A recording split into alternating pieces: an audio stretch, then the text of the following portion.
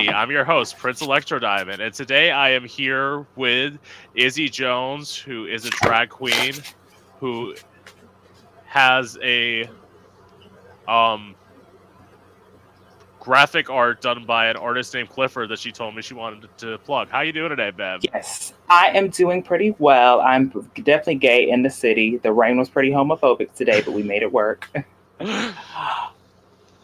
Yes, so the art with Clifford, it was something that I really, really loved. It's old, it's from December 2021, but it was something because with artists, it wasn't just like, okay, I want you to do this artwork for me, and okay, these are a few of my inspirations, and I'm just gonna send it to you. You do it. He even called it a collaboration, which was so dope because I wanted to do something. It was based off of a number that I had did before. It was since it is Pride Month, and intersexuality. So since I am Black and I am a part of the alphabet community, Yeah. it's always something. So I had wanted to do something that was based off of a speech that I did by Portia O. It was titled "The Angry Black Woman," but I was like, okay, I want to make it into like a superhero. So I had did some artwork with that, and I had went back and forth with him. I was like, okay, she has braids. Okay, look, she needs baby hairs. She needs this. There's like little things that I really wanted to make sure that it captured the Black experience, but also the queer experience. Like, so how it was like Superman. It's a bird. It's a plane. It's Superman. Yeah. So in my artwork, I had him put it's a man, it's a woman. No, it's the doll. Okay. So it's like stuff like that that Word. was like little things. Or how how like Batman has his like Batman symbol, like in the back, like when he needs to save or rescue someone, the Yeah. little bat symbol that comes in the sky. I had a little unicorn in the back. So it's just like little stuff Word. that I was like that I want to feel like, okay, this is definitely very me. It's very queer, but also it's very Black because and then like my fan, I always keep a fan with me that is, it's a part of her brand. I always have a fan with me. And on Word. the fan, I'm a Libra, so I had a little Libra symbol on it. So it was like little things like that. And I definitely want to eventually start making merch on it. So if you know some good merch makers and stuff, hit the girl up. But yes, Right. and that even got Jada Hall to eventually follow me, which was so cool. She was a fan. I was a fan of hers even before she followed me. I was like, okay. I was a fan of her season. And then she had, because he's got commissioned to do stuff by like Plastique Tiara, by Sonique, so by a bunch of the girls. So the fact Word. that he did mine, I was so thankful. I was so blessed and appreciative. So I definitely want to do some more with that artwork. And I'm going to bring it back out before Pride Month is over. So, Work. yes. So, Angry Black Woman. Did you do that at Pride last year? Yes, I did. Okay, work. So Yes, she did. I actually saw you do that. That was really good. Thank you. Thank you. You're I welcome. did do that. Yes, I think it's so important because I know when I had started, am I hopping over you or am I okay? No, you're good. Okay. When I had started, I want to make sure I'm clear. When I started, into the, cross dress and drag scene, I was the only Black doll on the Treasure Coast at that time. So there was girls that were before me. I want to be clear. But I'm saying when I started, Twig was, which you may not know, Twig McQueen was kind of about to exit. So I started March. Twig did her last performance in January. So when I started, I was literally the Yeah. only Black one, that was like up and coming. So it was tricky for me to kind of figure out where I was gonna go, like trying to figure things out. So I was almost up to, and it was Black History Month. It was February 2020. I will get it right before Miss Rona came and stormed the girls. Um, it was I was at the distillery, defunct distillery, now defunct distillery, RIP. I love the distillery, and we were doing shows there. So I had did a show with that. There was Yeah. mostly white people in the audience because it's Stuart Jensen. You know how y'all get down. Anyhow, but look, I love all audiences. But but the fact that I did such a powerful speech there was two Black women there. They had loved it. There was even two Middle Eastern men there that were like, "Hey, that was a great number." So it was something I was like, okay, I need to make sure I kind of always keep alive no matter what. So that's where the artwork came in. That's why I was like, okay, my first Pride performance that I'm ever going to do, and the first Pride coming back after 1920, almost 4 years, because the last Pride we had in the Treasure Coast was in St. Lucie County was in 2018. We didn't have it one again until 2022. So I was like, okay, the next Pride we're going to have, I need to make an impact and something that people can remember. So I did that one, and I love that number. That's definitely one of my favorites. I even did it with, Yeah. and I also brought the first Black Girl Magic show onto the Treasure Coast, and I did that was my opening number I did there. So that's something I Cool. always want to make sure. Yeah, I'm like it's so important to take up space, and I think we'll get there. But it's just important to take up space and let people know I am here, I am black, and I'm definitely queer. Right. So work. So, are you originally from here? No, where do you think I'm originally from? I I just want you to have. guess. Um. Well, you do have kind of. I would say you kind of have like a little bit of a New York attitude. So maybe. Okay, Uh, fair, fair. Um, well, I don't know if take that as a compliment or not, but anyhow, okay, so don't get started. Look, we want I this to go I right. love New York. Like I would totally live And, there if I could afford to. I'll take it for the men, then I'll go back home. So no, I was originally born in this place called Meridian, Mississippi. I mean, Mississippi is cool. I can't tell you much about it only because my dad was in the Navy, so I literally just dropped off there, and Yeah. then my birth, like I was a squid. So I lived in Virginia a little bit. Most of my life was in Florida. Then I spent like a year and a half in Las Vegas. Ooh. But I was a minor, but it still was fun though. Cause Yeah. like Florida, okay, cause no tea, no shade.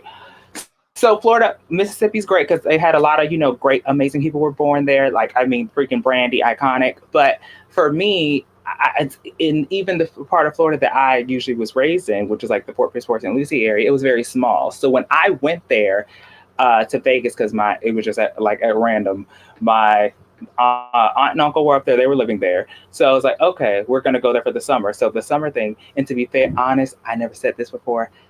I had like failed middle school in the eighth grade. So I'm like, okay, all my friends are going to go on to high school. I never said this before. All my friends are going to go on to high school. I'm like, okay, so I'm just going to go to a whole new state, a whole different part of the U.S. because Florida and like the West Coast, whole opposites. Yeah. And we started a new life there. And I think it was so awesome because it opened my mind up. I saw people, look, I'm not going to be politically correct because at the time, my 14, 15 ring, it wasn't. There was a girl there that was dressing a lot more androgynous. So she would have just like her hair was like middle part straight, no makeup on, but she'd have like Adidas track pants, some Vans on, and then that was it. It wasn't, makeup Yeah. and curly, like no. And then there was a guy there, just keep it basic, but he was definitely very more feminine. He grew out his hair. He was wearing the stuff the girls were wearing, like the pants. That was like the cute, like the cute little UGG boots the girls and the gays that wear back Yeah. in the day. So it was just like, and I would stare at them, and they probably look at me like, "What's wrong with me?" But I stared at them because I was like, I felt like I saw myself, in real life for like the first Yeah. time. I'm like, these people look like me. These people kind of dress like me. So that was an eye-opening experience. That's why it's always good to live other places outside of wherever you're born because it's interesting to see how other people live, how they talk, the music they listen to. It can really, open up your mindset. Well, I totally get that. I am someone who, when I basically like dropped out of college, I literally ran to Orlando because I'm like, I want out of The I've lived gays love to here. go to Orlando. That's oh Yeah. boy. Although I didn't, as I said, I didn't go to the nice part of Orlando. I lived in the hood, so like, Oh boy. But was the food good at least?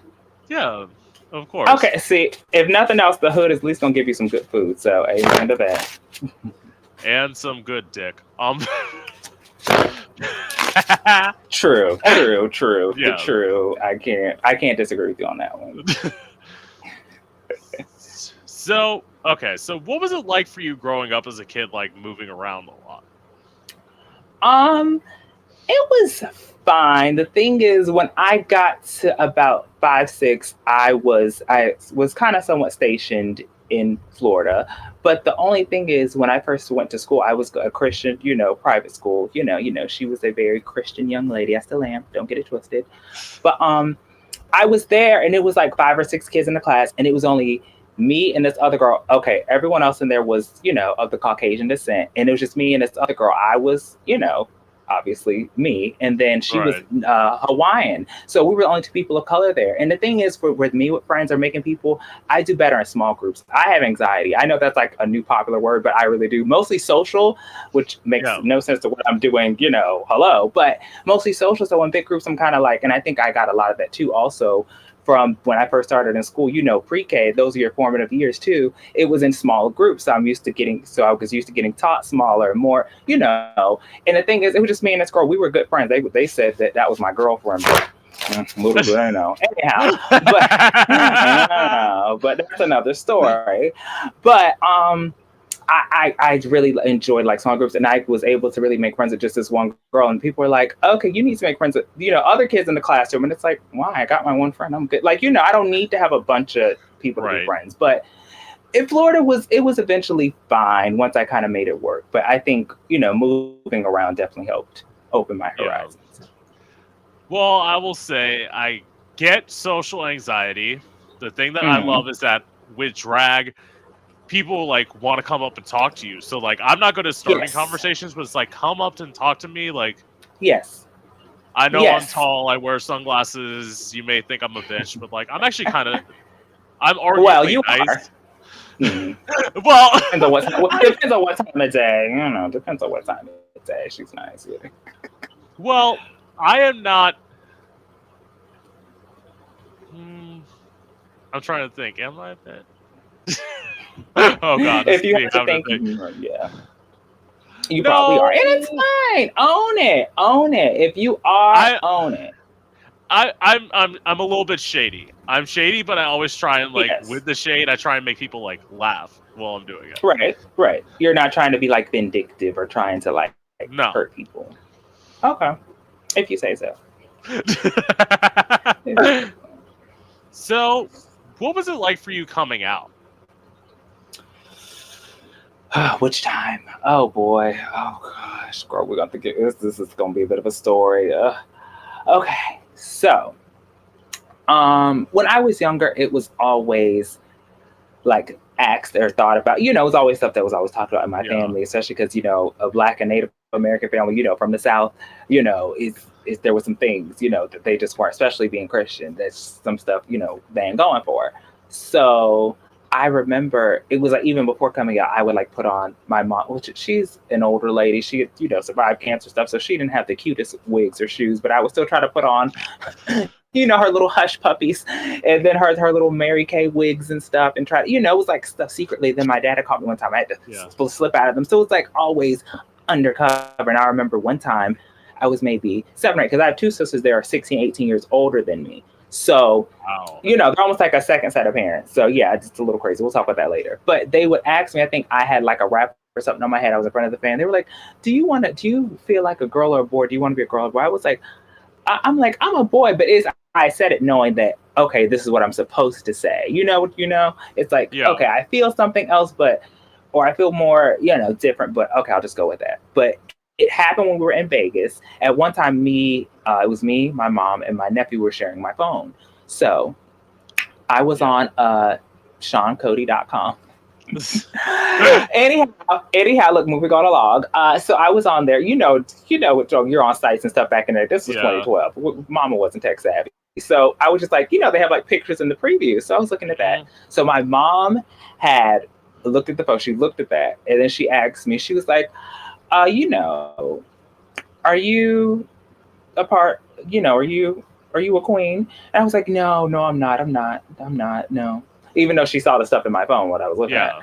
and they saw pictures and stuff. And actually, my nephew had looked at through my phone too. And I was on this one website. It was like the young little kids and stuff were at, and I had some scandalous pictures. They weren't too bad. It wasn't. It was kind of what we all do. The whole posing in your underwear, putting on a shirt. Yeah. Sitting up on the basic stuff that the 14, 15, 16-year-old kids are doing at the time. That website was called Tagged. So I was on there, and they kind of saw some stuff. So I kind of got outed ish in a way, but I'm kind of happy that I did, because later on that night I went and told my mom. I was like, okay, yes, I'm a queen, and she was like, okay, I gotta go tell your dad now, because my dad was still in Florida. So she was on the phone with my Yeah. dad. To this day, I didn't know what my dad actually had to say. I'm sure he wasn't enthused or happy about it, but at the end of the day, my mom, because that was during a time where a lot of deaths and stuff were happening, and in the like 2011, 2012, with like for kids and stuff being gay or getting bullied, there was a lot of Yeah. suicides that were happening at the time. So my mom was like, look, my child is not gonna be, whatever, is not going to be one of those statistics of, dying and, killing yourself because Right. of that, So Yeah. it was a process. So that was one coming out. Work. So And that was, I obviously, was like 15. see, so young. Like, Yes, yes. Well, so what do you mean so young? How old were you? when I came out, I was 18. Like, Oh, wow. I but mean, so you were 3 years older than me then. Okay, so that's yeah. not, you like so young, like. Well, okay. So to my coming out. So Mm, I came out. I will say, in some ways, I was fortunate because I only had to come out to one parent because I came out 4 months after my mom died, so it was oh, I'm only sorry my to hear dad. Thank you. that. Okay. So it was my dad, and then like I have an older sister who like I had to come out to, and like my sister was very supportive, and so was my dad. It Okay. took him because I originally came out as bi. It took him a little bit of time for him to realize that like I was Hmm. actually gay. Like, Right. but the, the the person bi I to gay drag queen pipeline. yeah, the person I shouldn't have come out to, who I did, was I came out to a youth minister. Oh. Oh. Just wait, we're going there. So Uh, I told him about this performance idea I had with like a knife and how I'd like practiced it. It was like I was doing like dramatics and theater stuff. So basically, mm. he left the room. He came back in about 10 minutes later. He said, "You have one of two options. Either you're coming with me or I'm calling the cops." And What? I went with him to get a psych eval, which I passed. He made it seem like I was lying during the psych eval, and as a result, I got locked up in a mental institution for 64 hours. Oh my Lanta. Oh wow, that's crazy. That is Mm-hmm. insane. That's Yeah, insane. Wow. Oh my gosh, that's insane. Yeah, yeah, yeah. they deemed it a mental illness. It's crazy. It's wow. Oh my gosh. And then after I got out, he tried to like put me with his counselor, who tried to like pray the gay away. Gotta love that one too. That's the old faithful for Yeah. gay away. That's funny. That is funny. Haven't we all tried that? It's look. That's funny. So as That's funny. Izzy said before, good Christian woman, I am someone who left the church and became agnostic. But that's just And to that's fair. And the thing is, each their yeah, own. yeah, to each their own. And I never try to put my, on anybody Yeah. or how, because everyone has their own journey. So who am I to sit there and say you need to do? Like, no, no. It's like no. What I will say is I do think it's important to have some sort of belief system in something. I think that is definitely important. It doesn't, whether it's the trees, the birds, and the bees. Something I do think is important. Whether it's just karma, something. It's good to have a belief system in something. I do think it Yeah. can help kind of be a guiding path or force in your life. But it doesn't necessarily have to be what everyone else believes in. I mean, You have to do what works for you. yeah, I've heard that before. Like, I've interviewed a witch before. I'm like, some of that like witch and herbalism stuff I actually find kind of fascinating. Right, right. And it's like, so I'm not like opposed to believing in anything. It's just I want to believe in Mm. something that like at least to me has like some sort of like facts and like knowledge to it. That's fair. That's fair. Yeah. That's fair. God, let me stop before I start sounding too judgy. Just a tad. Just a smidge. But keep Anyway, going. so what made you want to start doing drag? I mean, look, for me in my head, I have, main character syndrome and everything's always about me. So I always thought I was going to be somebody. Even when I was young, my family was like, okay, you could be an actor. Kind of, sort of am. It was like, okay, I could see you being some sort of something. Like, I remember, like when my sister, because she stayed out in Jacksonville, so when she would come to town, I would be playing like Beyonce, Fergie, all the different stuff.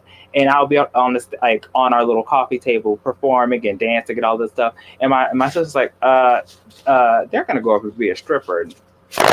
kind of right, but it's like I always knew I would do something like in entertainment, like Lord willing, I'd do something where people would see me and know me. So it just was kind of happen chance. I had because the thing is, the whole drag thing was never really a thing I thought about necessarily for me. I watched RuPaul's Drag Race even as a kid when I was younger coming up. Yeah. So it wasn't anything I ever kind of saw for myself necessarily. So I got into a new job, and I didn't even know that the Treasure Coast or St. Louis County that we even had prides here, and I lived here most of my life. So it's one of those things where I guess you got to know somebody that knows somebody. Yeah. So I had moved a new job. They were like, okay, we were going to volunteer at Pride. It was Walgreens. Shout out to Walgreens. They're volunteering at Pride. And my store manager, she was a whole lesbian and married. So it was like, okay, makes sense. So we had went to that Pride, and then I had, saw the queens. I saw the girls up there. It was, the Kelly Randall, Shalita, and Dominique Taylor. So, those are the girls. Because I was mostly sitting outside, passing out pamphlets and doing that whole sort of thing. So I didn't get to see much of the show. So before I left, I had seen Dominique. And it's funny because I think I had saw her the night before at Walmart. I was like, who in the world? She just had a lot going on. So I saw, which obviously I didn't know who she was, though, because, I didn't know anything about the community. I didn't start getting into the round of community until I was like 21, 22. So that's not like an app, but in real life. So I had we were going, it was so funny. So because me and my friend I was like, okay, I want to take a picture with her.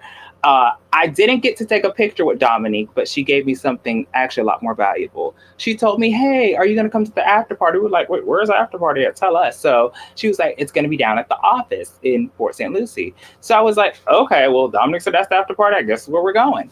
So there was an official after party. Me and my friend went by that when it was downtown, and there really wasn't much going on. So we were like, okay, let's go to this one Dominique was talking about and see, what the girls, gays and theys have going on. So we went up over there, and it was everything. I was shook. So we were on the dance floor. It was like community. We had a thing. So I ended up meeting, he was attractive, but now that's like my good, when someone's attractive, but I was like, okay, so Cardi B's Bodak Yellow was playing. So we were all on the dance floor getting it, da-da-da-da. So I ended up meeting Raphael Jr., Vanessa Ray Peters, now if you want to know them, and Ronald and Peach. So my friends and their friends, we all just became friends. So eventually I met this young lady by the name of Ashley Peterson. This was all 2018, so literally 5 years ago.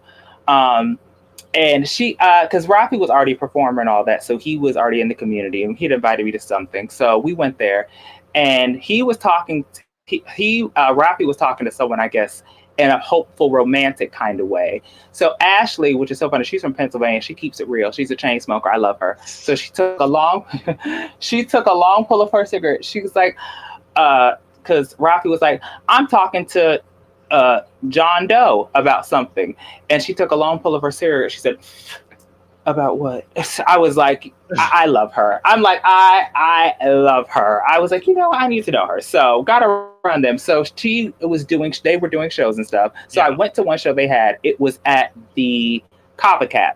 So everybody was outside and everything. And, I started going to the shows with my fans and, doing, this is, doing all the things, cutting up because I had never been around the community before. So I started going to the shows, their shows of support. So somebody was outside. I didn't know who this person was at the time. They were like, you should do drag. I'm like, really? Me? Why should I do drag? It's like, you already have the personality for it. Turns out that person that said that was Citrus. So thank you, Citrus. I didn't even know if that was the time because Mama wasn't in Geesh. And it was like, okay, so then so I just was giving pillow talk like, oh, yeah, sure, I'll do it, blah, blah, blah, blah, blah. Cut to my friends, Destiny and Sam. They had gotten me, and I have this bad thing. When people spend money on me, I feel like I got to, do things. So we're trying to work on that now. But so they had gotten me like a makeup thing, which I still actually have to this day, eyeshadow thing, a makeup bag, and lashes. I was like, oh gosh, I really got to do this now. When you're just like saying stuff, just talking, yeah, sure, I'll do it. But I'm like, dang, they spent money. Now I really got to figure out how in the world I'm gonna do this crap. So so we were trying to practice and figure out what to do. So Ashley had gotten me in the Geesh for like the first time. So it was kind of like at random. They were starting to do shows at Backroom Tavern at the time, which is where I even met you at. Yeah. And so they started doing shows there. So I started in March. It was a contest. And my first ever drag number was "To Dip It Low" by Christina Milian. So yeah, it was kind of like a at random sort of thing. It was like, okay, I kind of got pushed into doing it, but I'm happy I did it because it all worked out in the end. But I will never forget when even when I went to a meeting before I even started performing, I went to the meeting and Dominique had whispered to Ashley. She said, "Who's that bitch?" I was like, oh, it's so it was like, oh wow. I'm like, I felt like, okay, I'm really here now. Right.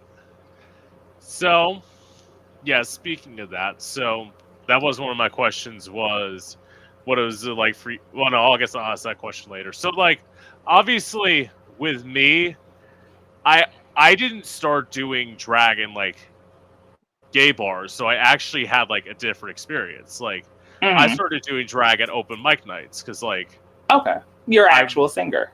yeah, Well, to be fair, I will give you a little bit because I didn't get the history there because I was too yeah, young. There apparently was like a gay bar here that was thriving for like 10 years prior to Backroom Tavern. right, Then there was one called Tattletales that I guess was there for a year or two that flopped. Apparently, the old owner was homophobic, so when the manager took over Backroom Tavern, when I started performing, it still had a sullied name yeah, to it. So technically, it was a straight bar, but I get what you're saying. Yeah. So when you perform at straight places, it's a whole different thing. But also, you're a real singer too, so you're not just over there, yeah, lipping. You have yeah. an actual talent.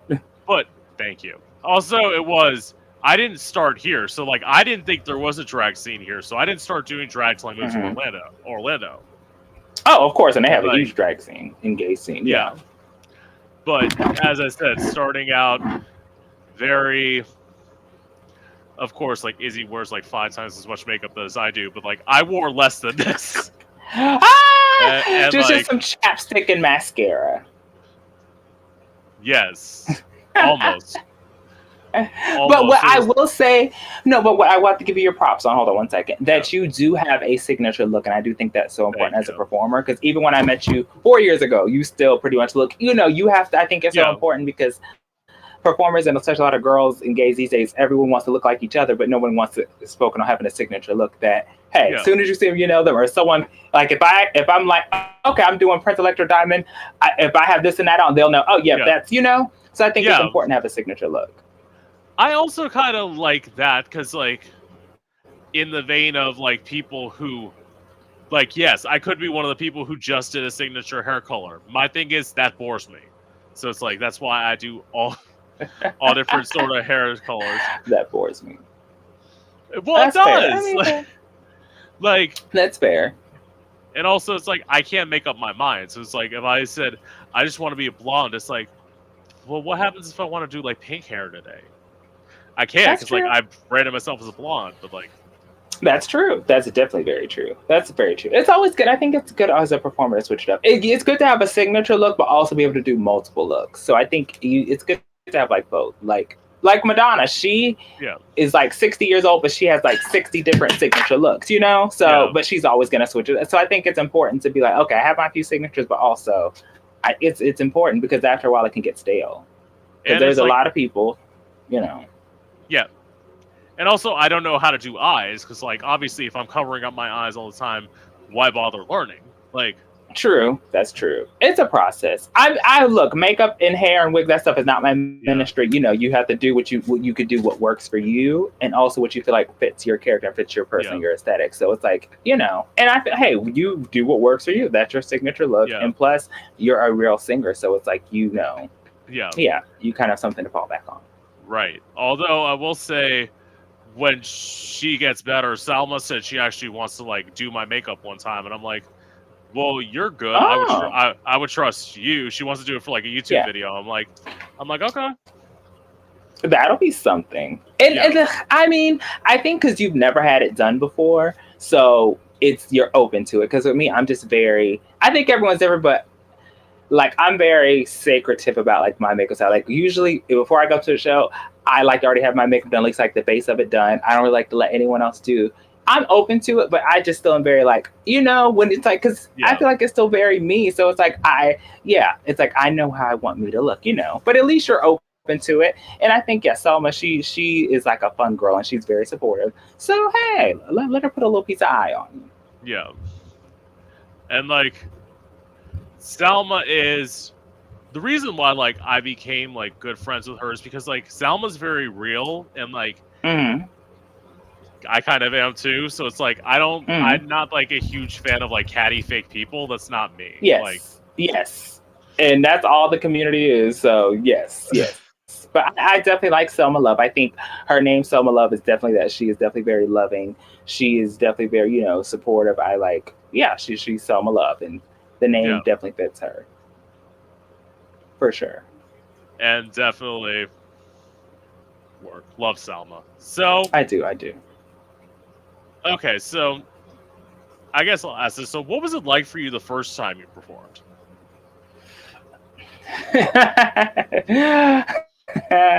Oh boy, this story.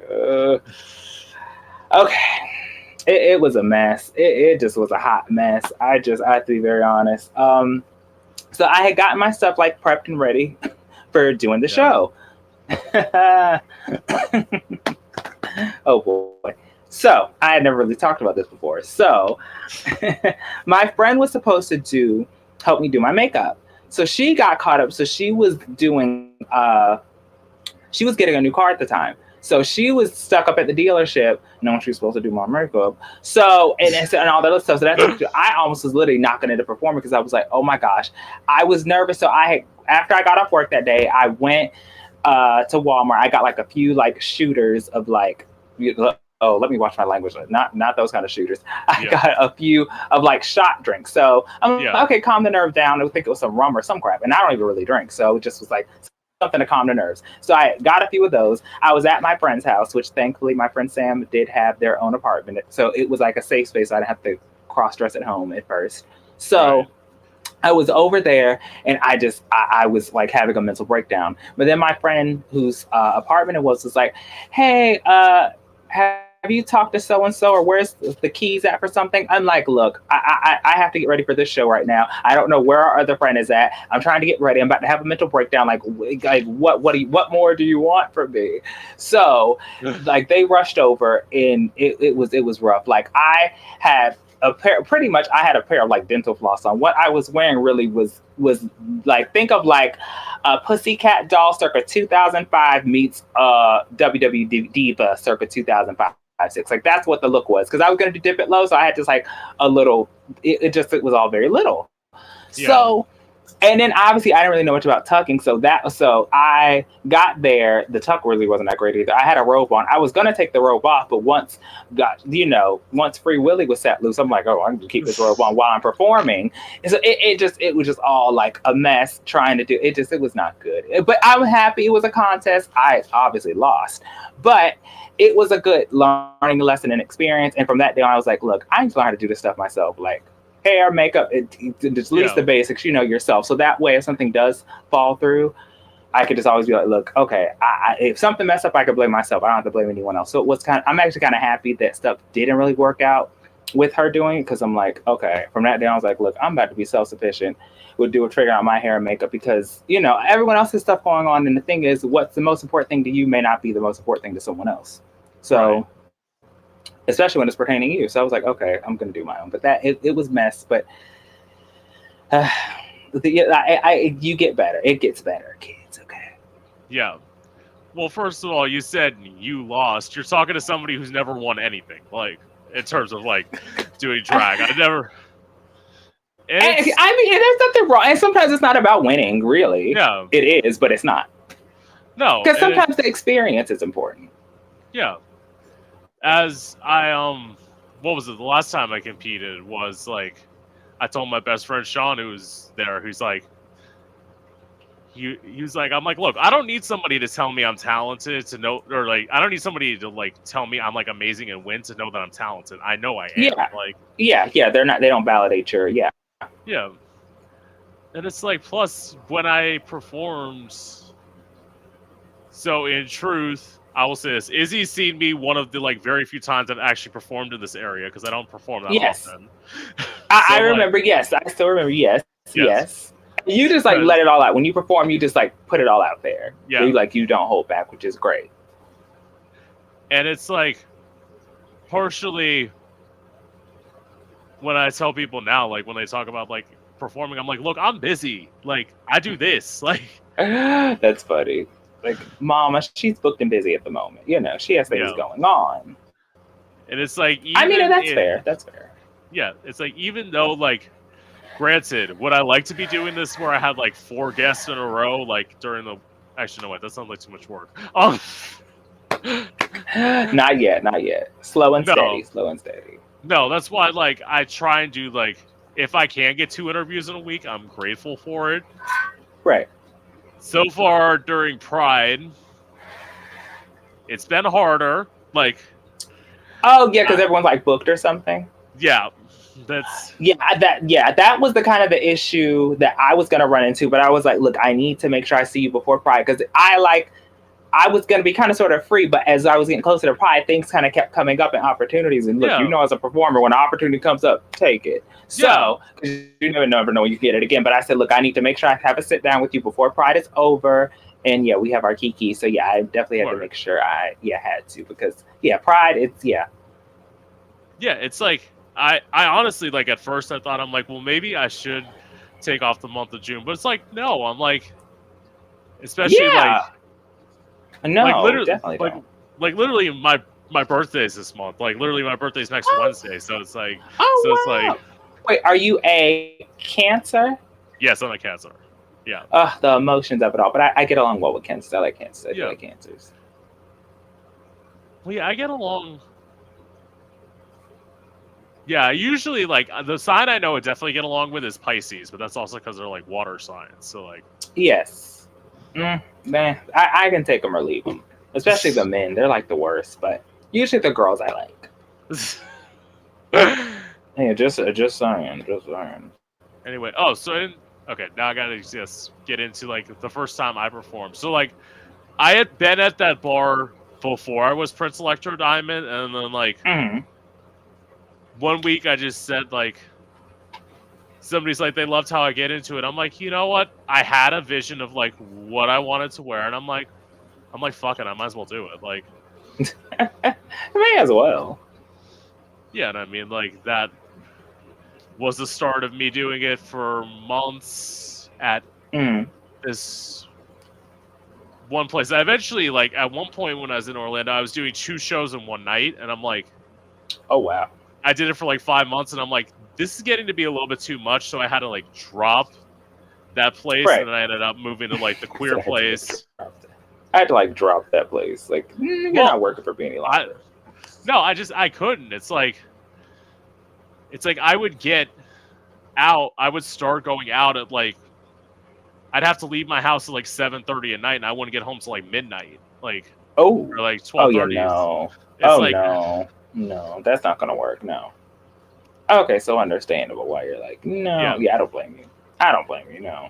And the place I performed at in Orlando, rest in peace, Parliament House. Like, oh, yeah.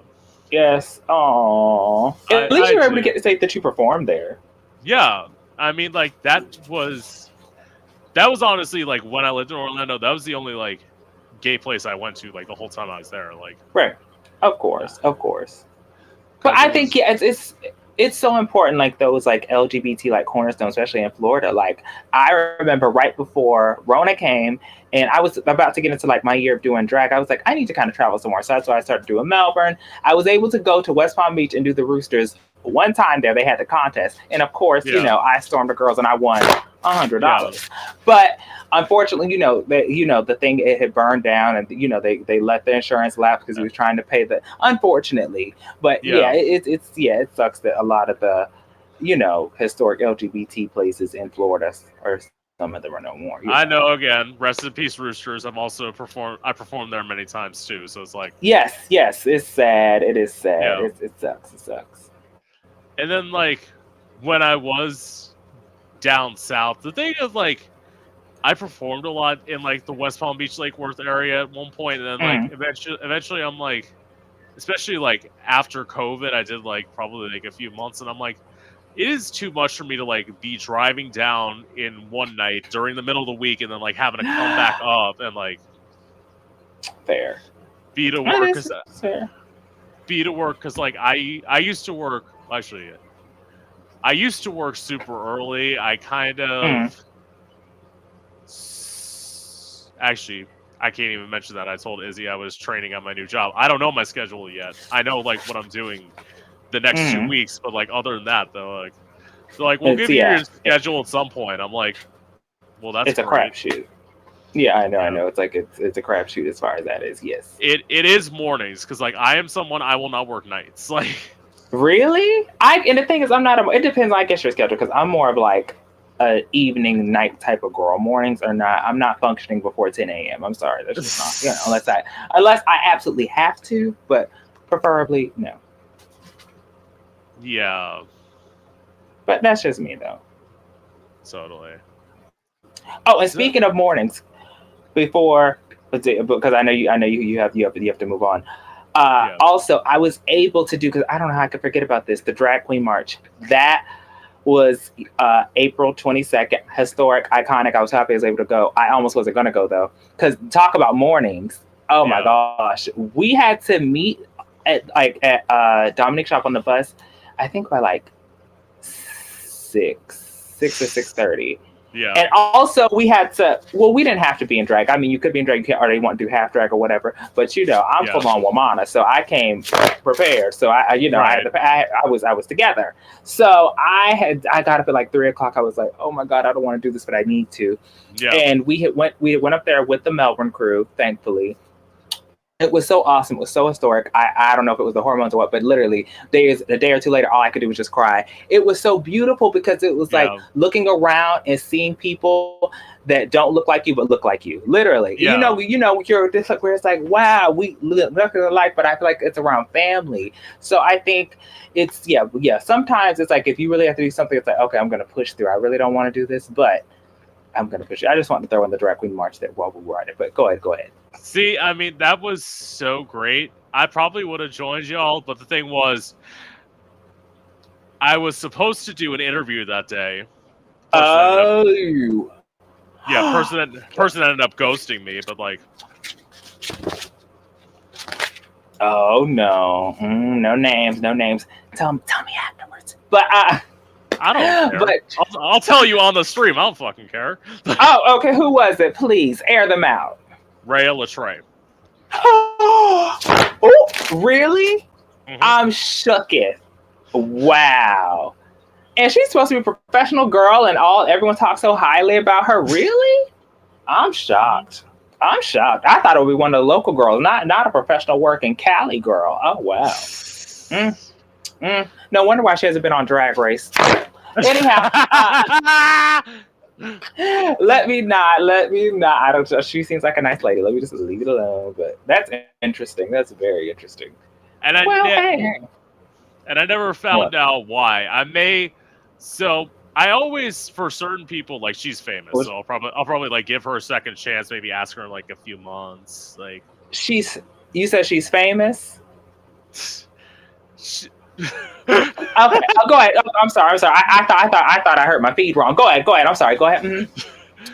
So you may give her a second chance. Yeah. First of all, Izzy was talking about me being shady. Like, I mean, look, she's more known than me and you, and also she's Drag Race adjacent. But ma'am, that still is. There are Rue girls that are still a lot more famous queens that are still a little more prompt and on top of things. So to be fair, I'm not saying do that. Better. I'm not saying that I wouldn't do Rue girl, but honestly, I'm smaller. I can't touch a Rue girl with a 10-foot pole. Of course. Like not with a 10-foot. I wish. I'm trying. Go ahead. There's like a cap now that I'm at where like if you're above this point, I can't get to you.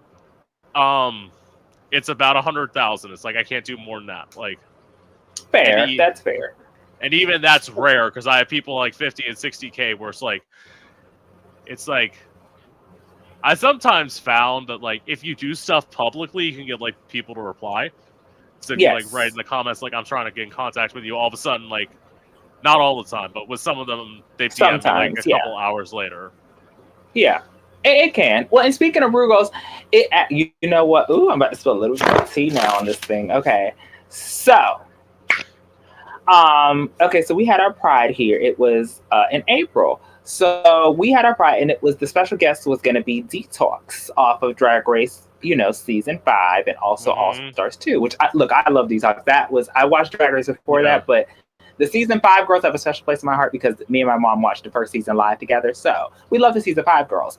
Yeah. So mind you, you would think as performers that we either get to see the show for free or at least we would get a discounted rate to see the show with Detox in it because she performed the after party, let me be clear, Yeah. and for our church or coast one, so she performed at the after party, which is fine. And her writer said she didn't want to perform with no local girls, but that's another story. Anyhow, so so but I love Detox. So I was like, okay, I'm like, I would love to, see the stuff, but it was for the tickets. I'm like, we performed here, great, but dang, we don't get to see the show. We have to pay a full price for a ticket to see it. It was like, oh, okay, I guess I won't see her, unfortunately. At least, like I said, I was in the same vicinity as Detox.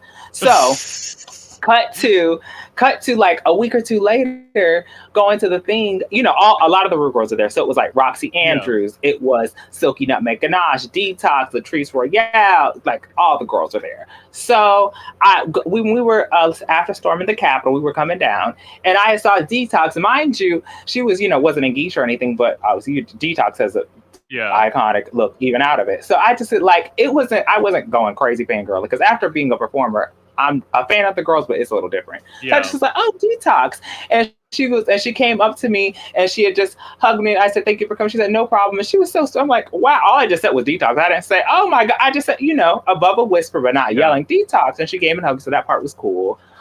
It is funny because Silky, did you watch Silky season? Yeah. Of course. Okay, well, you know what Silky gives. So when we were starting the march, Silky was there. So somehow we ended up in the same area. So you know what Silky gives when she's always likes to be loud, large, and in charge, and all the other fun stuff. So when we were starting, she was marching. When I say this, you say that. When I say Ron, you say this. Like she was doing all that. I said, hold on, Silky. Look, this is an Ariel Versace and the girls. And then she came up to she laughed. She came up to she said yeah because she put her hand around my, and which someone caught that on video too. She was like, because I be getting the girls together. So I laughed. And it's funny because I actually wasn't a fan of Silky on her season. So I'm not going to be fake and be all like, Silky, I love, if I don't really, nothing against her. But after that day, I had a whole new respect for her. And I saw her later on that day. And she was like, oh, I like what you had said earlier. So I was like, you know what, Silky, she's good people. I don't like when people like, don't like someone on TV or on line or something, they see them in person, they're like, oh my God. It's like, look, if you really don't like them, don't be fake. And it was just a genuine, like, okay, she was cool. I wasn't fangirling, but I'm like, she came, she showed me love, I showed her love. So yeah, I think some of the Rude Girls could be laid back. Other ones, but it depends. Well, first of all, to your point of Detox performing in this area, I'm like, who did she lose a bet to? Like, that was my honest. To be fair, actually, she was out and like she's an Orlando girl, like rock stuff. So she was obviously look that they had to cough up a big bag to get her now. So the treasure coast section they had to. The Pride lines that they it wasn't cheap. Okay, so the check cleared, the cash app went through, but and she did the after party, so it was just a cute little 1-2. But yes, and also she's like a Florida girl too. Also, I think she was gonna be in the area too because she was gonna come to the march. So she's a Florida girl. So I think So that was cool. That was cool. So at least I got to see her for free. So that worked out. Yeah, I mean some of the Rude Girls. I have met 3 Rude Girls. I met I met Adore, who's like okay, I love Adore. She's the Libra party. We love Adore. Mm-hmm. Super sweet. I met Monet and like Ginger in the same night. Oh wow, that's cool. Oh yeah, because Ginger's a Florida girl too. She's from Loxahatchee, some weird country place. But no, she's from crap. Everness. She's from some weird place in Florida. She's from Florida, but some weird place. No, she's from Leesburg. It came to me. Oh, okay, there. I knew it was some place with an L that was like small and country. Yeah. Okay. So it was. So that's how were they? Besides Adore, I know you said it was great. Adore was great. Monet. Well, the thing was when I met Monet, I wasn't as big of a fan of Monet as I am now. Like during season 10, I wasn't like. a huge fan of hers, but like after All Stars 4, I'm like, yes, this bitch sings like work. Because Right, right. I love musicians, obviously being one. So like, Yeah. Oh yeah, yeah. Of course, of course. So no, I see. Yeah, yeah. You gain a whole new respect later on. definitely, There's nothing wrong with that. That's just being honest. yeah. And then like Ginger, the one thing that I was surprised about, because like I, you don't think about this, but like she saw me, like I went VIP, so like I saw her, and she's like, "Oh, you posted about this on Instagram." I'm like, Ginger actually saw what I posted. Like, What? yeah, Oh wow, that's cool though. yeah, Oh yeah, I think the Florida girls are just a little different. They're just built a little differently, you know. Yeah, I definitely. I mean, even though Adora's from California, so she doesn't count. But yeah, yeah, I think. Yeah, I always like the because that's like the home team, so it's always good to see. You know, even though you're not originally from Florida, but it's always good to see yeah, the Florida girls win. You know. right. So, when did you join the Peterson house? Oh boy. Um, in 2019. So when I first started, so I'm because I usually like to go by Izzy just because I'm a one name type of girl. Like that's all it is. Because the No. thing is, the whole drag last name me and a lot of like the younger girls even talk about citrus. Like we always say, it's like more old school. Like you like the name has to be Shatangela Brooks Peterson Esquibet. Like like the whole Yeah. drag pageant, which I love. I have respect for that, but I'm like, it's just not. It's not necessarily necessary. But 2019, I had met her in 2018, and then I started cross dressing in possibly Yeah. 2019.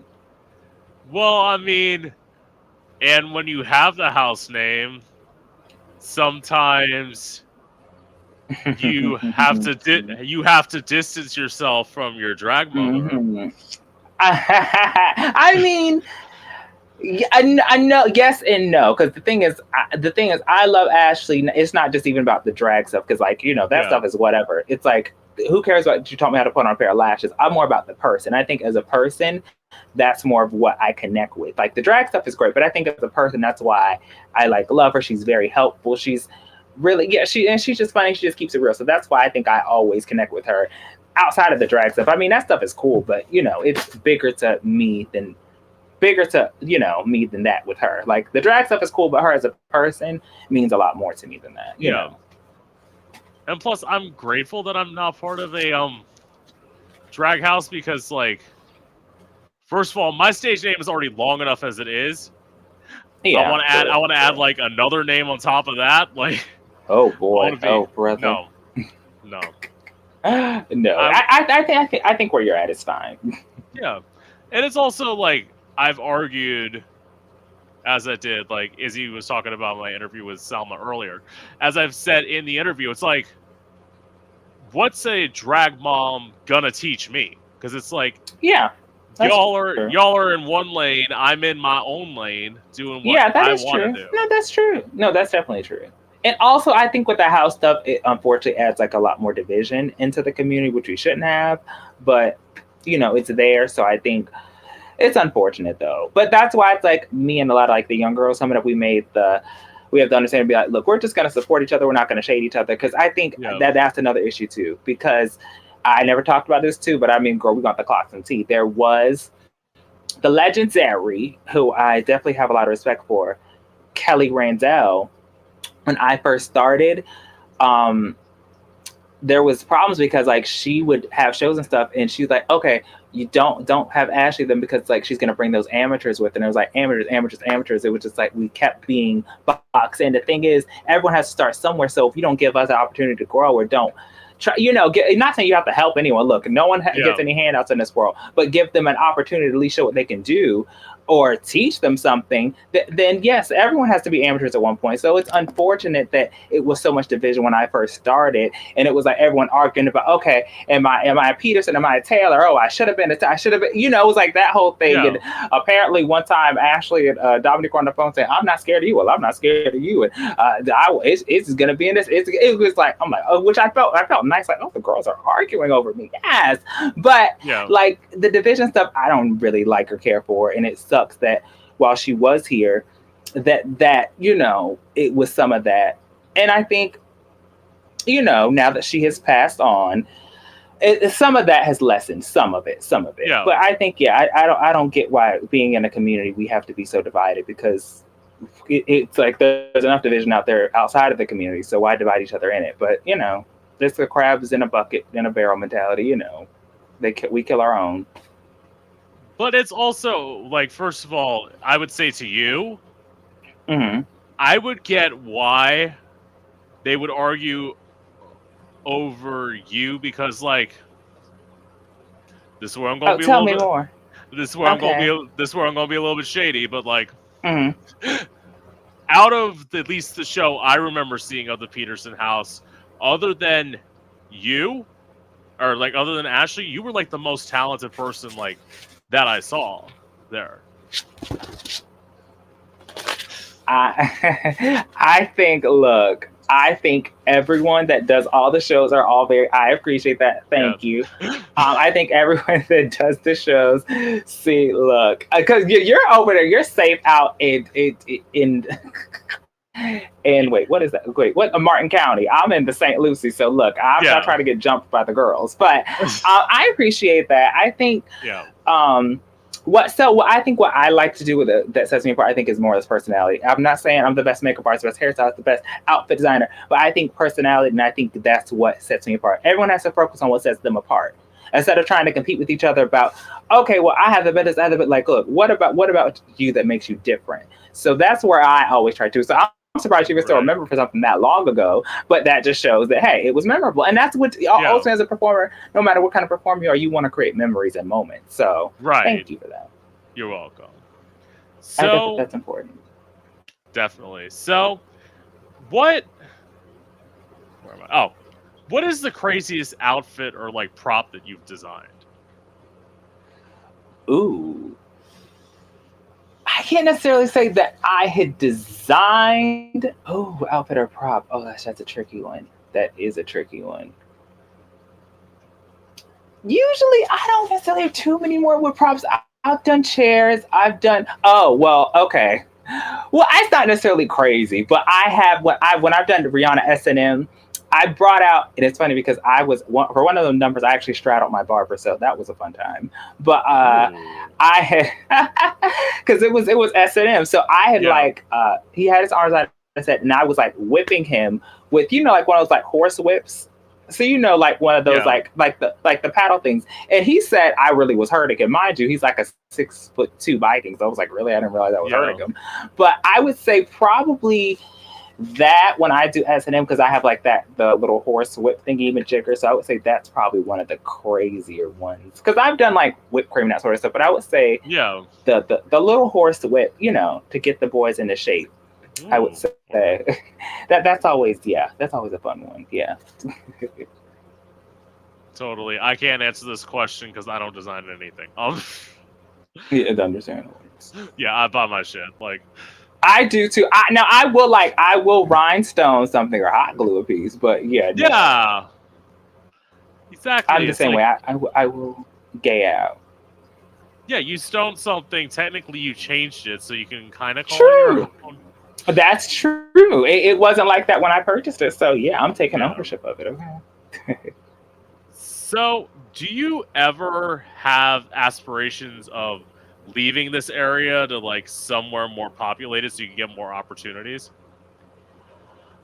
Oof. Oh boy. Well, the thing is, that's an interesting question. The thing is, I was always like when I was younger, even probably still now, I was always like California dream, and I always thought that's why when I was even in Las Vegas, I was happy because I'm like, okay, West Coast, the best coast. It's just a different vibe. So hopefully Yeah. one day when I retire with a bunch of money, I will be somewhere in the West Coast.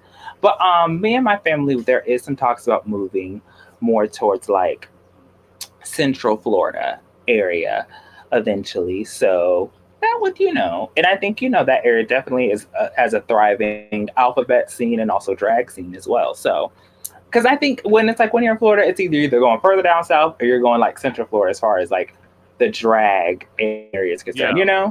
It's like the Orlando area, like Miami sort of, because that's like the most Yeah. popping area. So, as far as a performer, because I think here, the scene is tricky because also there's like the old guard that's there, which is fine, but also it's hard to kind of get the shows because this is something I definitely do want to talk about too. We have an issue with in this area specifically having shows, and it's like we're not being respected by the bar owners or by the patrons, and it's like we're there because we're more of like a spectacle, or we're doing the shows and like we're not getting paid, or you got to fight to get paid, or like stuff, or they're not promoting us properly. And the thing is, I think we have to, especially as a community, if you keep putting yourself on the clearance rack, no one's going to want to pay full price for you. Right. Okay. Listen to this again. If we keep putting ourselves on the clearance rack, no one is ever going to want to pay full price for you. Okay? So, as a community, we have to stop doing that because local DJs, they go places, they get paid. Dance artists and dance groups, they get paid. They all, local singers, rappers, they go places, they get paid. Why can't we, after literally, when we put nothing against them, but we, all the stuff we have to buy with the costumes, hair, makeup, all the stuff we have to put into it, and Right. we should just be happy to perform in a place just because we get a place to perform. Like I'm not like that because I'm one of them girls where I'll go sometimes months without performing, either because I don't feel like it, or it's just like if there is not some sort of financial thing that I can get from it, or an opportunity, because it's not always just about money. Sometimes you got to think about something being an opportunity, because sometimes there's things where, okay, I'm not necessarily going to get paid for this, it's going to be opportunity, so I'll. But I think that in this community, we have an issue with doing that. And I'm just like, I'm not just that thirsty, hungry to perform where I'm just going to keep just putting myself out there for free so they can sit there and, oh, look, I'm going to laugh at you and record you while I'm not going to tip you and you're not going to get paid for it. And it's like, no, and the people don't respect. I'm like, no, I'm not. I just think too highly of myself and too highly of what I do to sell myself shorter. So I definitely think in other places, that do have performers and drag and that sort of stuff, they definitely the girls go to the show, they get paid. There's no issues with that. They don't have to do it for free, or we're having to try and pay ourselves or split 44 to third. I'm not doing that. So I'm definitely, I hate to say it like that, but girl, if there is not a check involved, then I need to be sitting at home because I could just sit at home and look cute, or I could just go out and get cute. I don't need to go perform and be cute for free like that. For what? I get where you're coming from. It's like, I guess in some ways, I've gotten so used to it because, like, I perform for free a lot. Like, but right, it's all and I have too. I'm not gonna say like I have. Hey, I have as well. Trust me. And look, and that's why I said I don't want to misconstrue it. Yeah. If there is an opportunity. And sometimes the opportunity, it doesn't necessarily have to be money. It's like, okay, it's opportunity because more people are going to see you. There's going to be more eyes are going to be exposed. There's nothing wrong with that. A case in point, I was at the June 1st show in Melbourne at the Twisted Cock, as Dominique calls it, Twisted Rooster. And I didn't win the night, but I was one of the owner's picks. Me and this other girl, one of the owner's picks, to do like a walk-off. So we did a walk-off. He liked both of us. We had to pick a night which we were going to come back.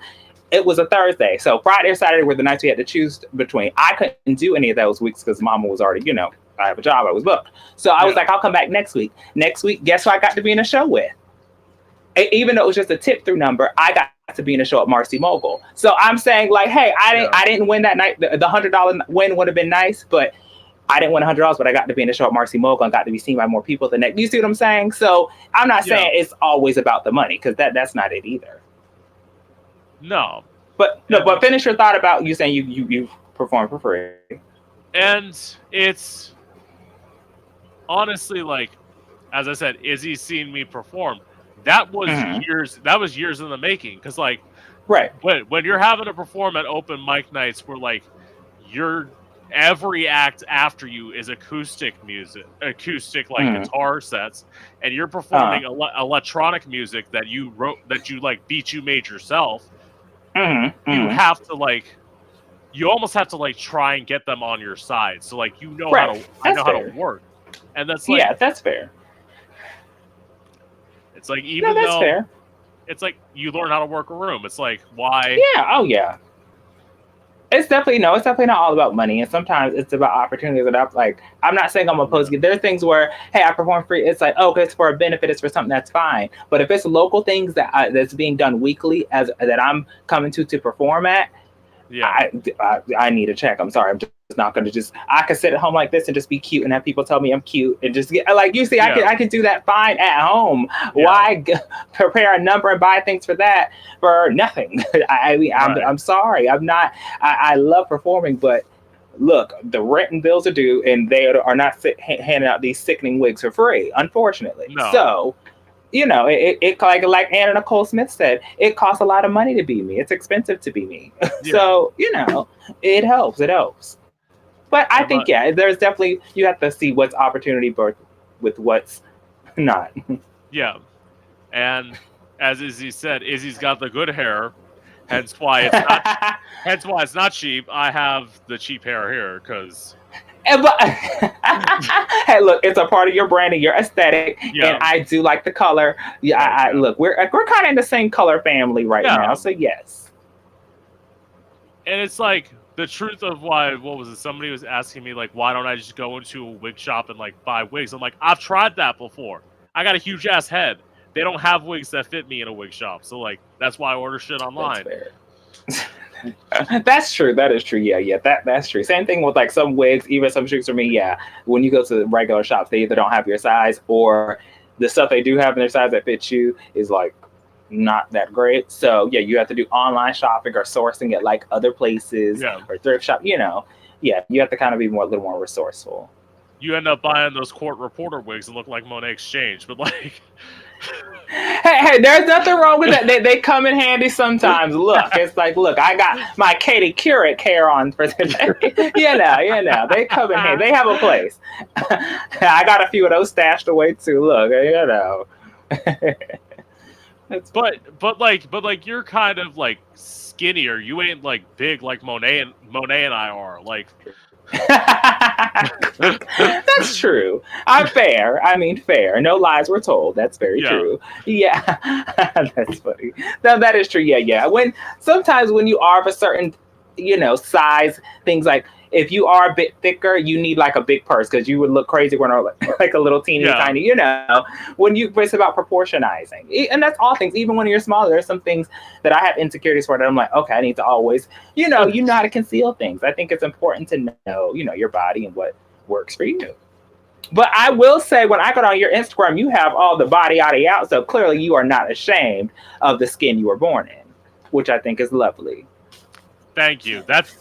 I have a question about that later on. That did take a little bit of going through, but we'll get there. So, would you ever consider auditioning for RuPaul's Drag Race? I mean, yes and no.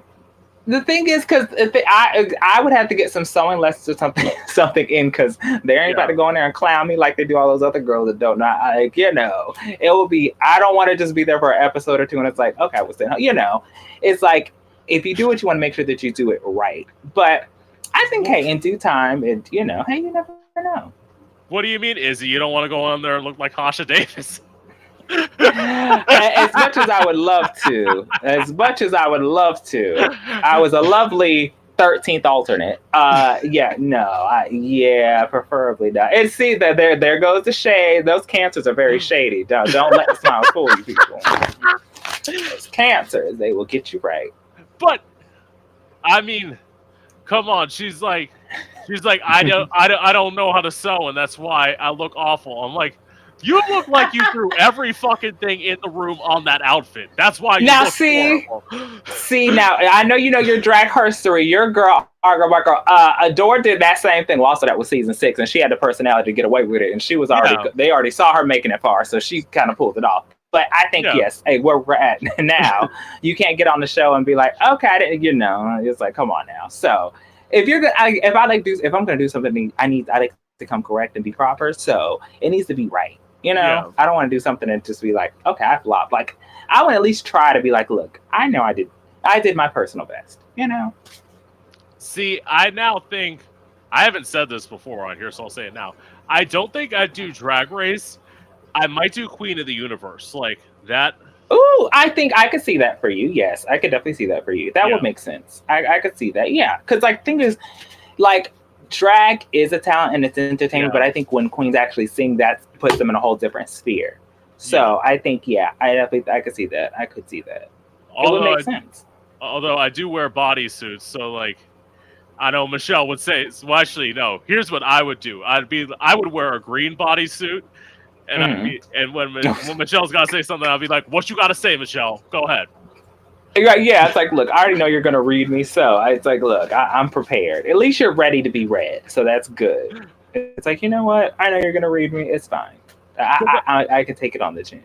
Because she did that episode 1 of this season, and she's like, Mm. "No, I don't." As anyone who's seen Drag Race knows, I don't like a bodysuit. I'm like, "Well, why you gotta like everything? You're I supposed to be know, I present to know. sing it." Like, Exactly. It's like, ma'am, I know you've traveled everywhere, but every queen has a little piece of bodysuit somewhere in the back. Look, even Mama Ru does. It's kind of yeah, hard to not. Hello. It's now. Judge it if it's like a good, nice fitting bodysuit. yeah. Okay, it's a bodysuit, but does it fit good? Does it look good? How's the color? Don't just judge them for having on a bodysuit, unless you want to pay for me to have something else on, Michelle. Please. And it's like the other thing I do is like a t-shirt dress, but I also probably get red for that too, because it's like, Oh because they let Adore have it and stuff, especially if it's about t-shirt dresses and the whole that's true. That is true. But I mean, if that's your drag and your aesthetic, yeah, look, I mean, you want to be true to that. I think that's where a lot of queens or people just in general performers, whether you're on TV, not wherever you're at, get yeah, messed up at because they take the critiques. Like I know when I first started, the critique was about some things about my makeup or about different like things, and I'm like, okay, how can I take this and also make it me, because I don't want to look like someone else or want to take, it's like taking yeah. critiques and making it work for you, because at the end of the day it's about how you see yourself, not how other people see you, so that's Right. important. So now to this question: have you ever suffered with body insecurities? Ooh, yes, mostly because I have like a short torso, which kind of sort of works for Yeah, drag, but in life it's like I have like long arms and then like a short torso, so like standing yeah, up, my my fingertips reach my kneecap, so it's just like awkward stuff like that. My arm. So that's like there's like little stuff that I did, especially, and the thing is, especially with starting drag, I was like, I see why women have all these body issues because of like the sizing and all like the stuff is kind of crazy when you think about yeah. it.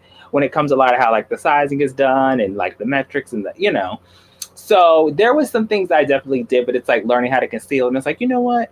I'm happy with how I am. I remember when I was younger on one of the apps, this one boy told me, and I'll never forget it. He said I had a wide stomach. I was like, wow. I laughed. I laughed, but I'm like, I was like, wow, a wide stomach. I didn't realize it was wide, but stuff happens. Kids say Yeah, things. I'm always gonna remember that. But I'm like, you know what? I love me, and look, the men and boys love my wide stomach now, so it's fine.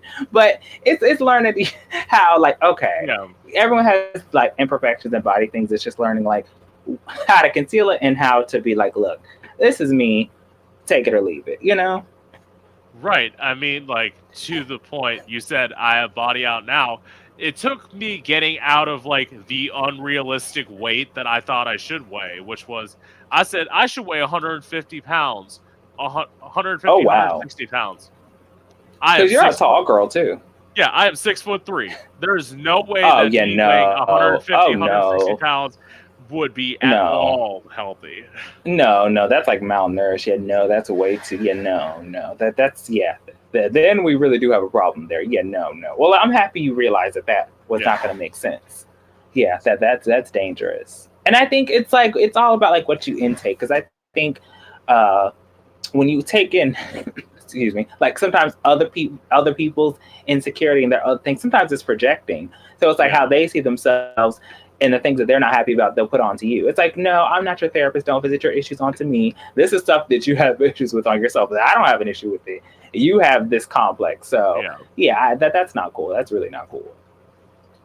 Totally. So, what was your dating life like before and after doing like starting drag? What's that? That is funny. Wow. Wow. It's I mean, it was tragic before, it's even worse now. Oh god, I don't even know where to start. Okay, so really, oddly enough, this is some other tea. I am 28. 6 years old, and I have never been in a relationship, believe it or not, at all. So, it's I'm not, let me be clear. It's not like I haven't been asked. So like, the men weren't, looking to be in a Yeah. relationship with me. But it was either when I was younger. When you're young, you're on the apps. You don't really know about things. You want more, and then they're on there for other stuff. So that kind of Yeah. doesn't really work out. And then it's like, because I'm a Libra, I'm like, my house, my sign is relationship. So I'm definitely very serious about those. But so prior to, I never really was with anyone. So I just was like, okay, I'm cool, being single. But also, I think what I put out in the atmosphere was, oh, I'm good being single. I'm fine being alone, which I was at the time, and I still somewhat am. But I think you have Yeah. to be careful what you put out there because that's what comes back after. I mean, the DMs are, interesting.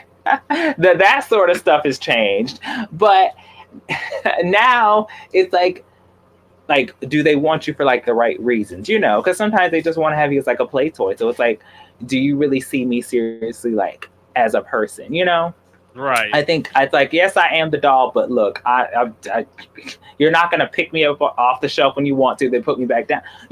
I think it's that sort of thing. I think it definitely kind of changed the guys that were interested in me, but I'm still very much like, I'm not just gonna be. I don't want to be with somebody just to be with somebody. If the situation's not right, then I'll just be alone. Like, it's like if I'm broke, sad, depressed, lonely, I don't need to be in a relationship and be like that. There's sometimes where people Yeah. they'll be in a relationship and then they're broke, sad, and depressed. I'm like, why are you all this with somebody? Just be single. I could do bad all by myself. So I just kind of learned to do bad all by myself. Like, there's guys Yeah. that hit me up, and they're cute to flirt with, play with. I mean, that stuff is fine. But as far as anything serious, no. But also, you got to think as far as being like a queen. Most of the time, the dating scene, the kids aren't really interested in dating the queens. They're not. So, Yeah. and then, like, that's what happened one time. We were at a show, and then everyone around was like, "Oh, this one guy. Oh, he's cute. I think he's interested in you and stuff." And when I talked to him somewhere outside, I realized I'm like, he's interested in me. Like, oh, okay, he reveres me. He admires me as like entertainer and stuff. It's not Yeah. on a ooh, I want to. So it's just like knowing the difference. Because sometimes, especially when you're an entertainer, like out in the public, it's the difference between someone admiring, entertaining, or liking you for your entertainment and for they want to pursue something with you. So Yeah. that there's a difference with that. How Well, about yours? Do you think yours changed with entertainment? well, before being an entertainer, there was nobody. Like, I hadn't done anything, Mm. and then like afterwards, well, I will say this: at living in the hood in Orlando, it was That's be, funny. being a thicker person with a fat ass. Ooh. Um,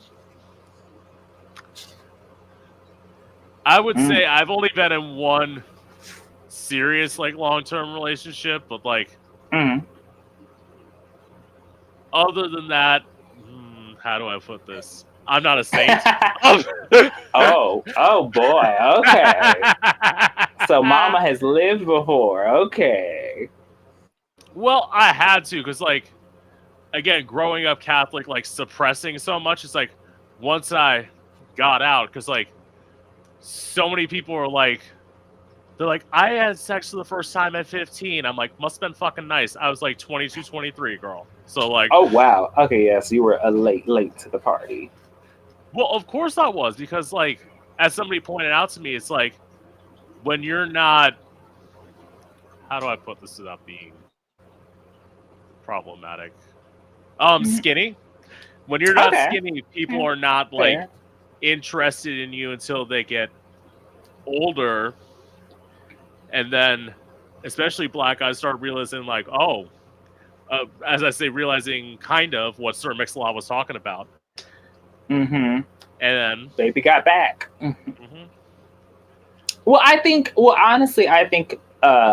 Just in general, I think as you get older, your attraction should and can change. Because like what you thought was attractive at like 15 isn't the same thing you think at like 20, then 25, 30. I think as you get yeah, older, your attraction opens up. Because when you're younger, it's a lot more binary, a lot smaller, and then when you get older, you're like, well, actually this is attractive, and hey, actually that, it should evolve as you evolve. I think it's different. So I definitely think which is good. And I think especially in the past few years, like the body positivity movement and seeing more different bodies as attractive, and I think that's very, very important because Yeah. when they would put bigger bodies down, and also it depends on your demographic and where you're at. Because if you're in an area where everyone looks like GQ models and like FHM models, then it's going to be like, well, dang. But if you're where it's like, Yeah. okay, everyone looks more like regular everyday people, that changes it as well. Yeah, and it's also my thing is one of the reasons I want to leave this area is because there I want to leave this area. I really do because there's too many fucking I don't blame you because yeah, Shal there are too, Stewart is girl. there are too many fucking white people here. Like that's honestly Wait, wait, hold on. What's wrong with the white people? Do tell. what's wrong with white people. I Well, okay. mean, you How do I? have to elaborate. You just can't throw that out there and like drop the mic and be like, too many white people on that. Like, you know. Okay, fine. We'll get nasty. Their dick's too small.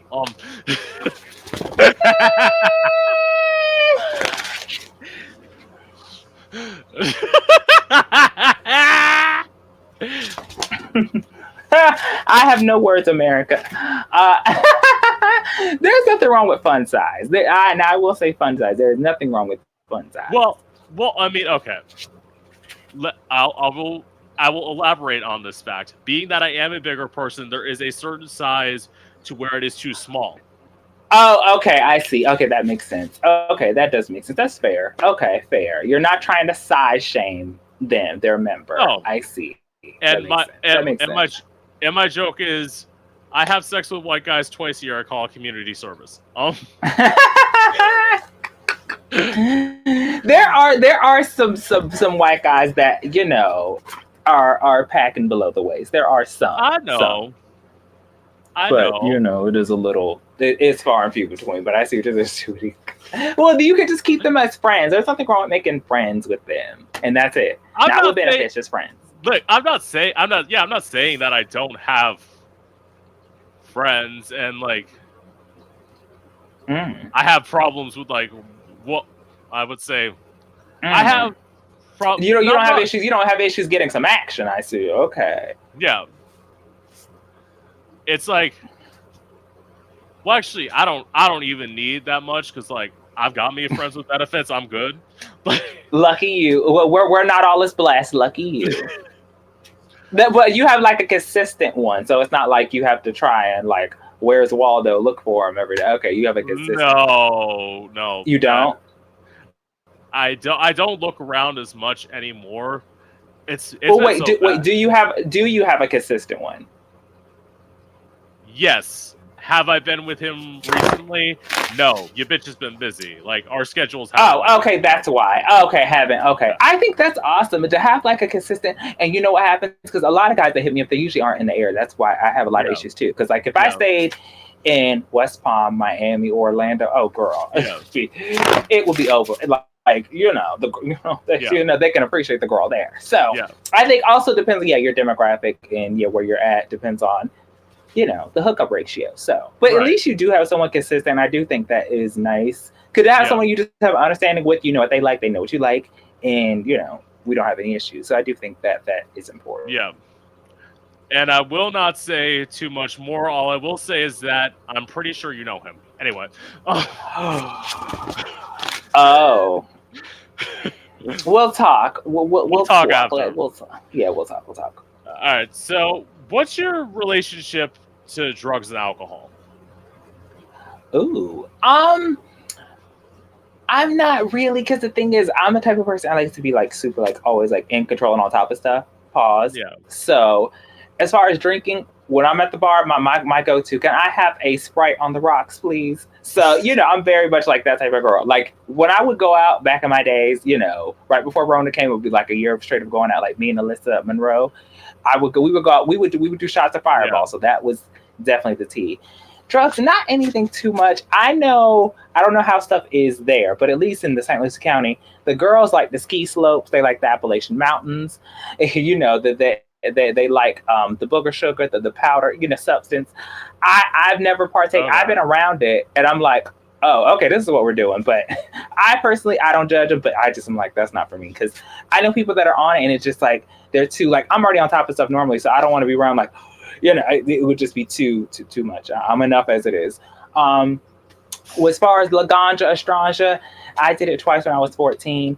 It's not for me either because I know they have different like strains and Right. levels of it, but maybe it helps with anxiety. I heard that. Maybe I would use it for that, but not really because I feel like it's such like a big thing in the community, and especially with entertainment. But I'm just kind of like, eh. And if I ever was, when if I ever was, it wouldn't be with with the group of the people because everyone talks too much and we all like it's like, oh, okay, I saw you for a show, but I saw you doing lines in the bathroom last week too. Hey girl, okay, you ready to it would just be like too. Yeah. My stuff I'm doing, I ain't about to be doing around the with the crew. It just personally. But I don't judge Yeah. people that do, even like smoking cigarettes. Hey, my mom's a smoker, want her to stop, but hey, if you need the nicotine to get through the day and it sends, that's fine. Or now everyone does those vapes. It wears me Yeah. out. It's like y'all in these vapes. Yeah. I Just mean, not for me though. like I'm not much of a drinker either, and like Mm. I've I will drink never. it if it tastes good. If it tastes good, Yeah. I will. Yeah. Which again, same, but as I said, I don't drink much. Right. Drugs. That I always say the one thing that I abuse, and I say this because I don't think people think you can abuse this, is ibuprofen. Fair. Well, what kind of chronic pain are you in? Well, what happens is it's not as bad now. I have bone spurs in the heels of both of my feet. Oh. So like before I got to a doctor, I was popping, as I predicted, like 18, 24 a day. Whoa. Oh Hmm. yeah, yeah. Yeah, You could have been on intervention. That's a whole lot. That is yeah. definitely a lot. Wow. It's not, Whoa. but it's like I was. Luckily, I don't work a job where I'm on my feet now. Thank God. Right. Right. But like when I was those like 8-hour days of like having to like Mm. constantly be on your feet, and it's like there was a point when I left my last job. I was barely like screw doing drag, as I always say. I was barely able to walk. Oh wow. That's serious. Oh wow. Like Gosh. I So no, used to no, like that's no joke. hobble around. Yeah, Oh no, that is no joke. Wow. Oh, well, are you doing better now? oh yeah, definitely better now. Like I'm like in a lot less pain and all this, but it's like That's good. it's always good. It's like that's one thing that like Selma and I like honestly have like one of the things we bonded over because like Oh yeah. of her pain and like mine. Mm-hmm. Oh It's yeah, like of course, of course. And especially trying to be a performer with that and trying to go on like your normal life with that. But I know Mama now does now, but Selma, she does stay medicated with her pain. So, well, she yeah. probably still be medicated without the pain. But yeah, I see. Well, have you tried? Have you actually tried any sort of like non ibuprofen methods to help, or are you just strictly? Well, I was going to the doctor and I was getting like he was giving me this like pill that like I took one a day and it's like it didn't really work. It's like I ended up having to take ibuprofen on top of it, which you're not supposed to Ooh, do. But like, oh, that's but not like, good. but it's like eventually, I remember when I quit, like the HR person at my old job was like, "Thank God you're finally quitting." It's like I'm like I can't just leave without another job. Like I didn't make money. Yes, Ripley's Believe It or Not. Yes, that's true. That's very true. That's funny. That is funny. But it's like I didn't want because here's the thing, my doctor kept on like trying and trying and trying stuff, and eventually like once we got towards like November, December, it's like the doctor said basically I've done all I can done for you. You you need a different job. Like you need a job where you're not on Oh your feet. wow. Oh wow. That sucks. That definitely sucks. Because I Ooh, did that's everything. not fun. I did the cortisone shots. I did everything. Nothing works. Like None of it. It just was like, look, it's not gonna work. It's definitely not gonna yeah, work. Oh boy. Well, at least you could say you exhausted all your options, pretty much. yeah. And plus, I was not mad to leave that place. Like, Right. I was like, when I left, I'm like, hallelujah. You Anyway, were not heartbroken.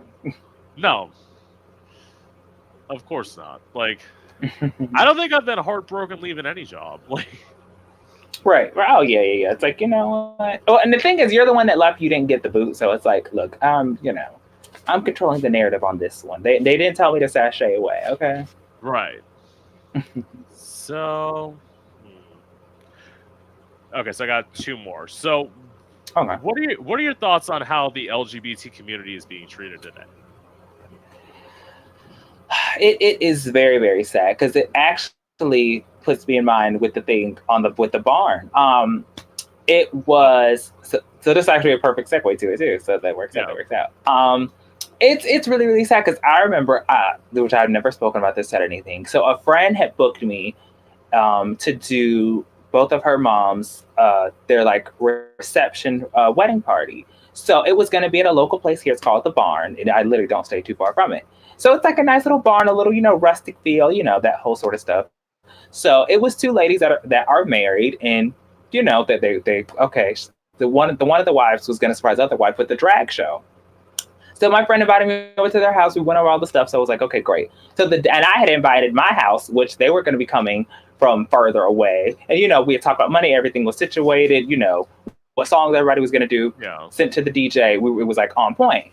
So the day of, I would say maybe 2 hours before we were supposed to go on, and maybe like an hour before I was about, and I was literally just going to get ready to head out like 30, 45 minutes before. I got a call from my friend's mom saying, okay, don't come. The place, and that was in February, mind you. So that was even before all of the foolishness was starting. yeah, Hey, don't come. They're making a big stink about it. So, and I don't have an issue with the place not wanting to have drag entertainment there. That's fine. That's their establishment. They can pick and choose who they want to perform there. The yeah, issue was the fact that obviously that messes with my money and their money too, because we already got dressed, so we didn't get paid for doing that, obviously. And then yeah, also, it's you guys will take the gay dollar, but you don't really want to have them there. So you're okay with having the reception for two women, which are probably not. I think they just wanted, they yeah, were just okay with having them there because they don't want the discrimination thing. But them having a drag show, it was like, okay, no. You're not allowed to do that. And it sucks that local businesses like that, like, you say, okay, support your local businesses. But, well, my local business doesn't really support me or who I am, because there are some people, this yeah, is their only, source of income and way to make money. And I think it's so unfortunate that, well, I heard RuPaul say back in old interviews, like, when the pendulum comes swinging one way to the right, it's going to come crashing back to the left. It's like, yeah, unfortunately, these are the times that we're in. So, and I never want to talk about that only because I was just like, stuff happens, you charge it to the game. But my bar was like, you know what, you should, I wasn't going to go blast about on Facebook, but I'll blast them here with Prince Electro Diamond. right, But yeah, so I think it's unfortunate, and that's another part of when I went to the march, when I got like my little interview. I hope it gets found somewhere. But I was like, it's like it's a thing with his repeating itself. First, it starts with the blacks. yeah, Once we handle them, then it starts to go to women with the reproductive rights, and also trans men can, bear kids too. But yeah, the reproductive rights, and then it starts with the alphabet community. It's like a wash, rinse, and repeat. There's so many other things that we have going on in the world, and like people that live in Florida can't even afford to live in Florida anymore because we're getting priced out. But yet we want to talk about drag being around kids and the whole, like, it's like the craziness right now. It's insane. Like, I remember we were at the march, we were walking to start marching, there was kids on the other side playing or something. I was like this, I'm like, look, I was trying to run away. I'm like, look, I do not want to be around any children. I'm not trying to get arrested. I'm like, please, it's insane. So I feel like there's the reason why they want to talk about us is because it helps not talk about things that are really going on in the world. And we really need to talk about gun control and, the housing crisis, and right, why are people still homeless in 2023? And what do we, like, there's some other more important things we really can talk about, and what brings us together instead of what makes us different. So I think that it's really unfortunate, but I think we're put as like a placeholder, because it's like, okay, if you talk about something in the LGBT community, that's going to get people riled up, and while we're really over here doing a bunch of it's unfortunate, but it's always hits repeating itself. It starts with black, women, gay, but it is like wash, rinse, repeat. Like, how do it's like really, you're not tired of this, we can't talk about something else that's actually important and stuff that's really affecting the nation. It's sad. I think it's sad, especially in Florida, where Florida is such like a melting pot, but it's such like a Yeah, backwards melting pot. It's really yeah. really crazy. I mean, I get that. This is also what was it? I posted this. Okay, so I don't know if you know this story, but Hmm. so there was a trans activist who was invited to the White House named Oh yes, I heard a Rose, little bit about that. Rose Montoya. Yeah, Hmm. I'm following her, and I got into it. I basically what I posted on like a comment of in like her comment section was, I'm like, in my opinion, I don't think she did anything wrong, but like that's just me, Right, and like I right, said, like there is so much more important shit like going on right now in terms of trans people. Why are you right, all focusing on this? right.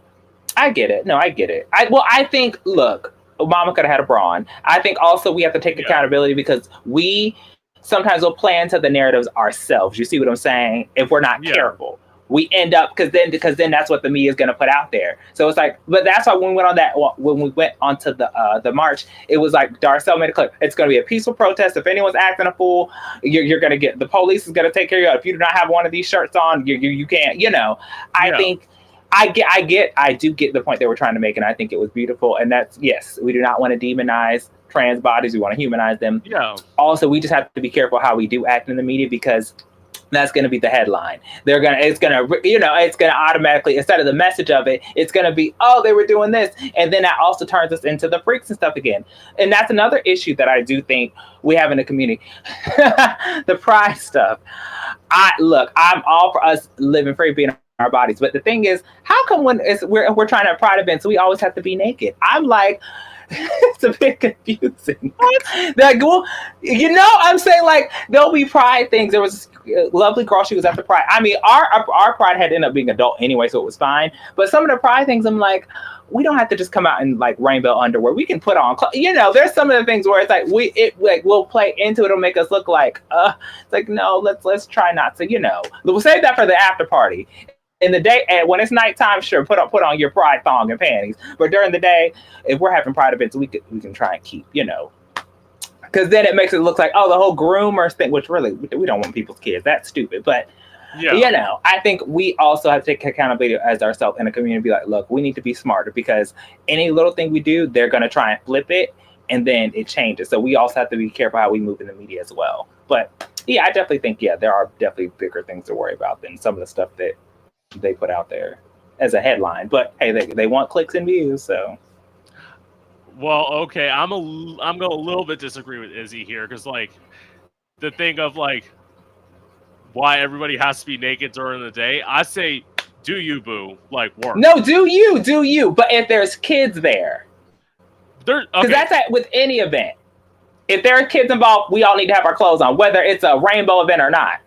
That's what I'm saying. You see? yeah, okay. Because the thing is, it's gonna look like, oh, well, why are they? It's just private. Why are they naked? Knowing it's a family. You see what I'm saying? Right. I have no issues with the nudity. I'm saying if it's supposed to be a family friendly event, let's try to, be a little more, that's all. That's all. I'm not, yes, of course, free the nip.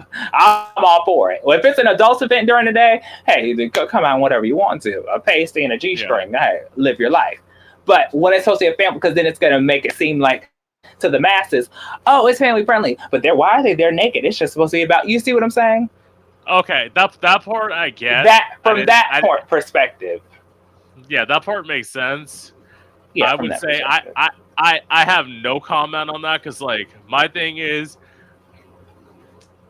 don't ever invite me to perform in front of your kids. I'm gonna fucking swear. Like I know myself.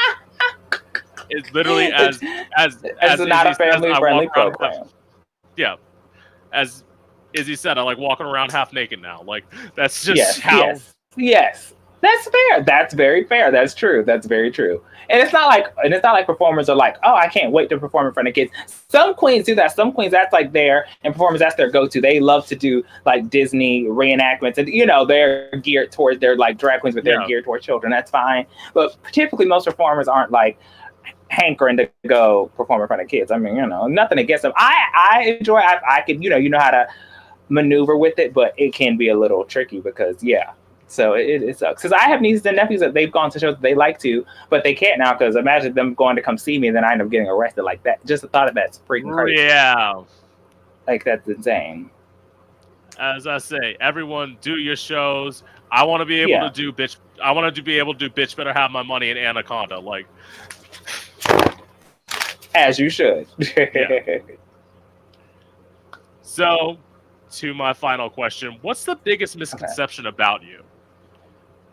Ooh, eesh, yikes, zoinkies.